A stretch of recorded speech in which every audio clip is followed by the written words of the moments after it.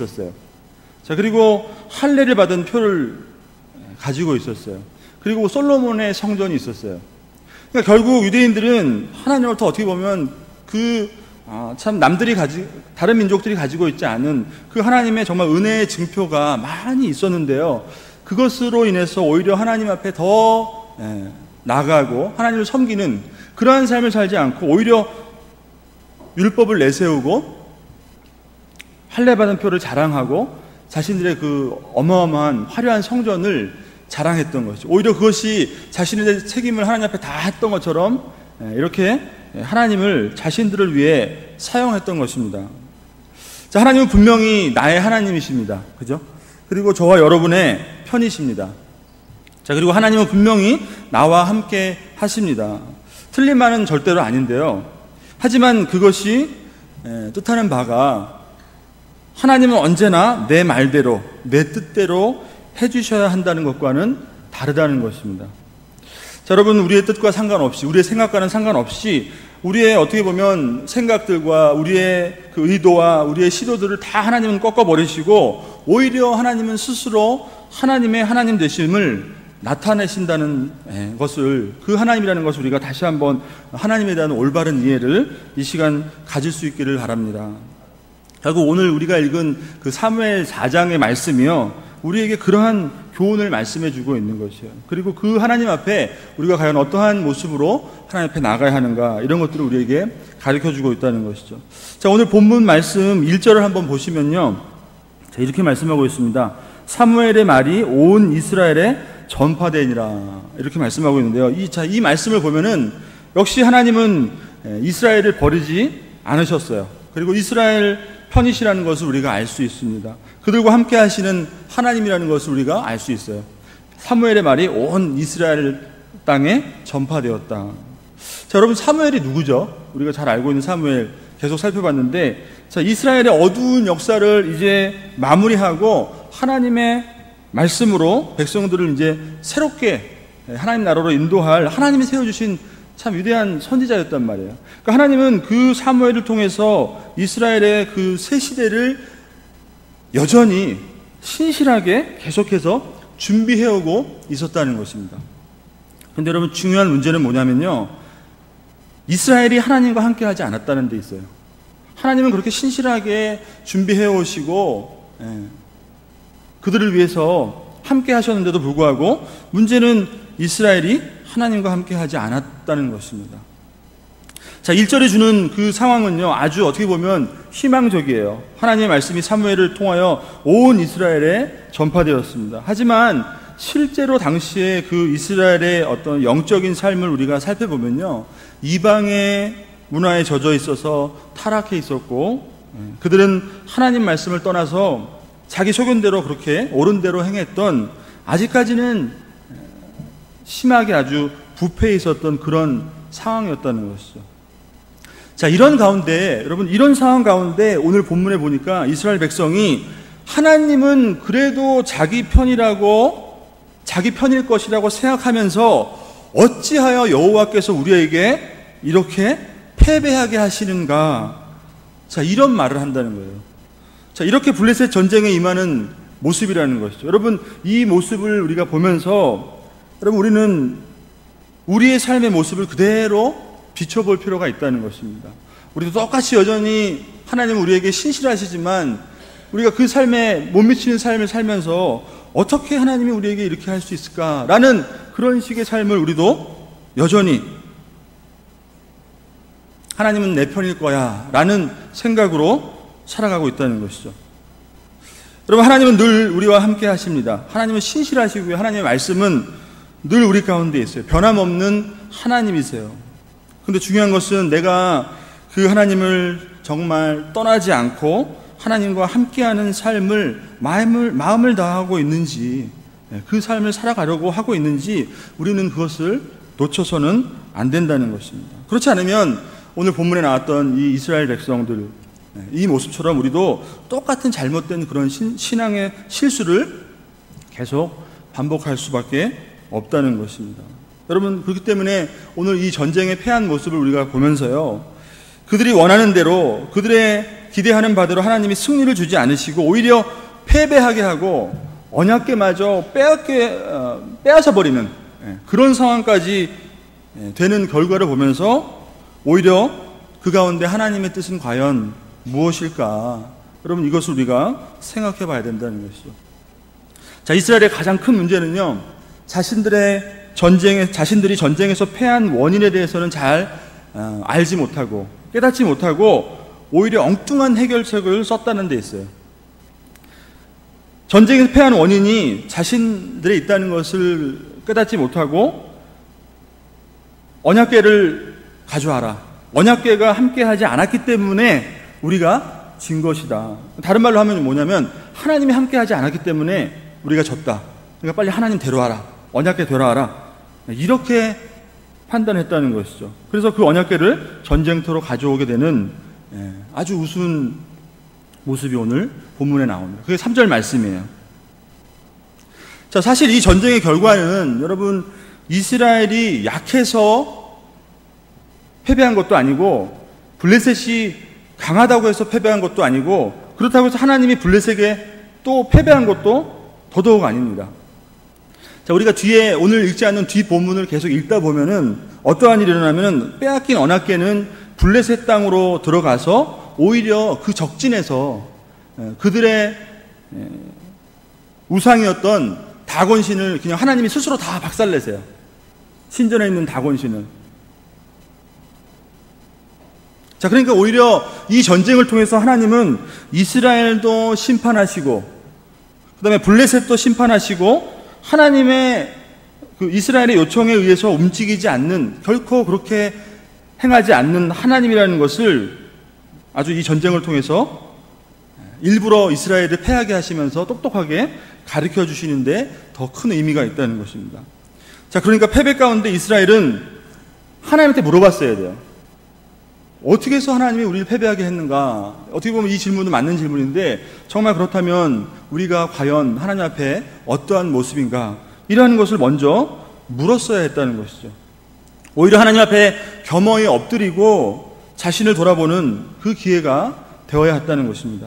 그런데 안타깝게 이스라엘 백성들은 하나님의 임재의 상징인 언약궤를 그냥 가져오면 이길 거라는 그런 생각으로 더 심각한 실수를 하게 되었다는 것이죠. 자, 그들은 언약궤 가져오면 하나님이 함께 하실 것이다 이렇게 생각했지만 하나님은 오히려 반대로 언약궤가 왔음에도 불구하고 그들에게 패배를 안겨주면서 언약궤가 왔음에도 불구하고 내가 너희들과 함께 하지 않고 너희들이 나와 함께 하지 않는다는 것을 분명하게 보여주고 계시다는 것이죠. 자, 여러분, 언약궤가 뭡니까? 언약궤 안에 뭐가 들어있는지 여러분 기억하세요? 돌판 들어가 있고요. 2개 돌판 들어가 있고 그 다음에 만나 들어가 있죠. 그 다음에 아론의 쌍난 지팡이 들어있어요. 그러니까 돌판 들어가는 건 하나님의 말씀이에요. 하나님 말씀하시고 만나 하나님 먹여주시고 아론의 지팡이는 하나님이 어떤 행하신다 하나님의 능력을 말씀하시는 능력을 의미하는 거예요. 그러니까 하나님 말씀하시고 먹여주시고 하나님께서 모든 것을 행해주시는 그런 하나님이라는 것을, 그죠? 하나님의 그런 임재의 상징을 보여주시는 것이고 그런 하나님이 백성들과 함께 하시고 특별히 언약이라는 것을 우리가 생각한다면 백성들에게 말씀하고 계시는 그런 하나님이라는 것을 주의하라는 목적으로 언약궤를 주셨다는 것이에요. 자, 그러니까 하나님의 임재, 하나님의 함께 하심, 하나님의 동행은요 그냥 되는 것이 아니라 그 언약에 신실하신 하나님 앞에 우리 또한 그 언약에 신실해야지 그게 성립이 되는 것이죠. 자, 물론 그 언약궤는 앞에서 행진할 때 요단강도 갈라지게 했고요. 그런 언약궤였고요. 그 다음에 여리고 성도 무너뜨린 그런 언약궤였습니다. 하지만 그것이 의미하는 것은요, 하나님 말씀을 앞세우고 그 말씀 따라 갈 때에 그 약속의 땅에서 너희에게 하나님이 반드시 승리를 주실 것이라는 어떤 하나님 백성의 삶의 원리를 가르쳐 주신 것이지 그 궤 자체가, 언약궤 자체가 능력이 있어서 무너지고 막 강이 갈라지고 이런 게 아니라는 것이죠. 자, 근데 오늘 3절 말씀을 보시면은 자, 이렇게 나옵니다. 여호와의 언약궤를 실로에서 우리에게 가져다가 우리 중에 있게 하여 그것으로 우리를 우리 원수들의 손에서 구원하자 하니 이렇게 말씀하시죠. 그러니까 그것으로 이렇게 말해요. 어떤 수단처럼 그것으로. 자, 마찬가지로 저와 여러분에게 지금도 하나님이 말씀하시는, 그죠? 그 하나님 앞에 우리가 말씀대로 살아가려는 그러한 신앙의 본질을 우리가 살피지 않고 내가 신앙생활을 하기 때문에 그것으로 하나님이 나를 구원해 주실 거야. 하나님을 나의 구원의 도구로 우리가 삼고 있을 수 있다는 것입니다. 여러분, 이것은 하나님을 섬기는 것이 아니라 그냥 우상을 섬기는 것이죠.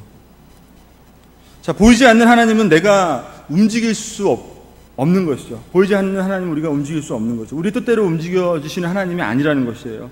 자, 오히려 내가 죽고 내 뜻을 꺾고 기다리고 참고 순종하고 따르는 것이 창조주 하나님과 우리와의 관계입니다. 자, 그리고 그것이 언약의 관계라는 것이에요. 그런데 하지만 우상은 그렇지 않죠. 결국 현실에 당장 내가 필요한 요구와 안전과 보호와 나의 안위를 위해서 내 욕망대로 움직일 수 있는 것이 바로 우상인 것이고, 그러한 욕망이 내 마음 가운데서 빚어낸 것이 바로 우상이라는 것이에요. 자, 그러니까 그 앞에서 우리가 하나님 이거 해주시고 저거 해주시고 이거 주세요 저거 주세요 할 수 있는 것이죠.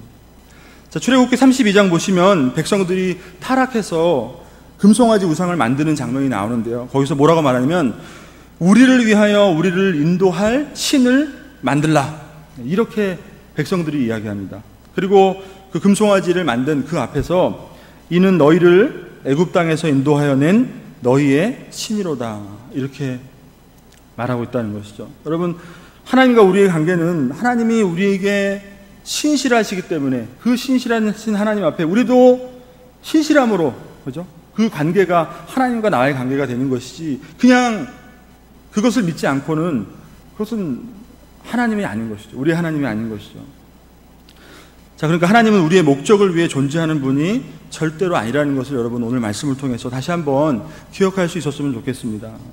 자, 그리고 오늘 본문에서 또 하나 우리가 집중해야 할 것이 뭐냐면 이 언약궤라는 단어가 나와요. 언약궤라는 단어가 나오는데, 자, 이스라엘 백성들과 이렇게 결부시켜서 하나님이 말씀하실 때는 분명히 하나님의 언약궤 이렇게 말씀하시지만, 여러분 11절 말씀 한번 보시겠습니다. 11절 말씀 보시면요, 거기에 이미 블레셋에게 넘어간 그 언약궤는 뭐라는 얘기하냐면 그냥 하나님의 궤, 이렇게 언약을 빼고서는 얘기를 하고 있어요. 그러니까 결국 블레셋에게는 하나님의 언약과는 관계가 없기 때문에 그냥 궤짝에 불과한 것입니다. 아무렇게 쓸모없는 그냥 궤짝에 불과한 것이에요. 자, 이스라엘도 마찬가지인 것이고 저와 여러분도 마찬가지라는 것입니다. 우리의 신앙이 정말 우리 내면에 우리가 하나님의 말씀에 하나님이 우리에게 신실하신 것처럼 우리가 정말 그 말씀에 신실함으로 그런 관계가 없다면 그것은 결국 껍데기에 불과한 것이고요. 우리는 그 껍데기 하나로 하나님을 우리 삶 속에서 무진장 기대하고 있다는 것이죠. 하나님은 능력이 없어서 못하시는 것이 아니라 여러분 이스라엘에게 참된 신앙이 없었던 것입니다. 자, 예레미야 말씀인데요, 7장 22절에서 23절 말씀 한번 같이 읽어보도록 하겠습니다. 자, 한번 같이 읽어보겠습니다. 시작.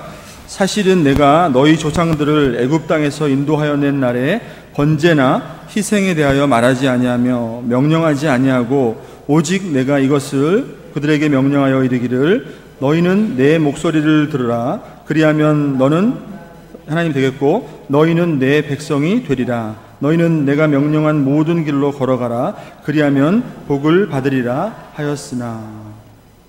자, 하나님께서 이스라엘 백성들에게 종교적인 어떤 것보다 여러분 우선적으로 명령한 것이 있는데 뭐냐면 번제드리라, 희생제물 뭐 이런 거 말씀하신 게 아니라 내 목소리를 들어라, 이렇게 말씀하셨다는 것이에요. 여러분, 이것이 공식인 것입니다. 내 목소리를 들으면 나는 너희의 하나님 되고 너희는 내 백성이 될 것이다. 자, 근데 이스라엘 백성이 그 말씀 듣지 않았어요. 그 말씀 듣지 않고 하나님 명령하신 그 길로 가지 않고 오히려 자기의 소견대로 옳은 대로 행했던 것입니다. 사랑하는 성도님들, 오늘 4절 말씀에 보면 그 언약궤를 전쟁터로 가져왔는데 이렇게 말씀하고 있어요. 엘리의 두 아들 홈니와 비느하스는 하나님의 언약궤와 함께 거기에 있었더라. 자, 여러분, 그런데 언약궤와 그 두 아들 홈리와 비느하스가 함께 있었는데 하나님은 그들과 함께 하지 않았어요. 그리고 그들도 하나님과 함께한 사람들이 아니라는 것입니다. 여러분, 오늘 이 말씀에 우리가 마음에 정말 찔림이 있기를 바랍니다. 여러분, 자신의 이름을 넣어서 한번 생각해 보세요. 누구누구는 하나님의 언약궤와 함께 있었더라. 이 두 아들 홈리와 비느하스는 우리가 잘 알았던 것처럼 여러분, 하나님을 떠난 삶을 살았고 예배를 멸시했던 그런 제사장이었습니다. 나 자신이 지금 언약궤와 함께 있는 것 같지만, 종교적인 그런 모습으로 회치는 하고 있지만 하나님을 진심으로 따르고 예배하지 않는 삶을 살아간다면 여러분, 그런 삶 속에서는 하나님이 우리를 떠나시고 절대로 하나님이 역사하지 않는다는 것을 오늘 본문 속에서 우리에게 교훈해주고 있다는 것이죠. 성도님들, 오늘 이 말씀을 통해서 우리가 다시 한번 하나님을 신실하게 붙들 수 있는 저와 여러분 되기를 부탁을 드립니다.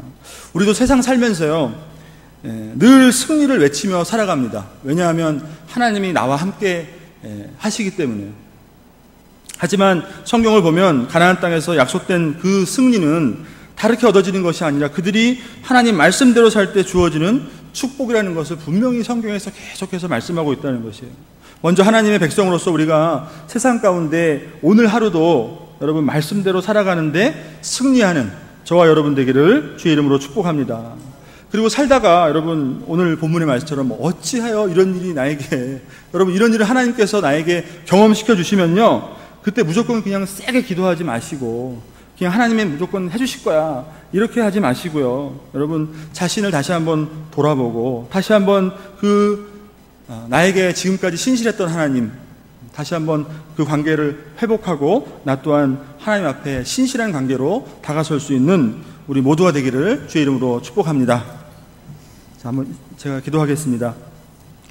하나님 아버지, 감사합니다. 오늘 말씀을 통하여서 이스라엘 백성들은 언약궤 가운데 하나님이 함께 하시리라 믿었지만 주님, 그의 삶이 하나님을 떠나고 하나님과 신실한 관계를 맺지 못했기에 주님은 그 이스라엘과 함께 하시지 않으시고 역사하지 않으셨던 모습을 우리가 바라보며 하나님, 우리의 모습을 다시 한번 살펴보며 우리의 신앙이 하나님과의 그 관계보다 하나님이 나에게 무엇을 해주는가에 더 관심을 갖고 주님, 나 또한 그러한 하나님을 잘못 생각하고 왜곡된 신앙으로 나아가지 않는지 다시 한번 오늘 말씀을 통하여서 깨달음 허락하여 주시옵소서. 그래서 우리의 삶이 더욱더 하나님을 가까이 하며 주의 말씀 따라 살아갈 때 우리도 이 땅 가운데 하나님께서 허락하시는 참된 신앙을 살아가며 하나님이 주시는 그 승리를 얻어낼 수 있는 우리 모두가 되어질 수 있도록 주님 인도하여 주시옵소서. 예수님의 이름으로 감사드리며 기도드립니다.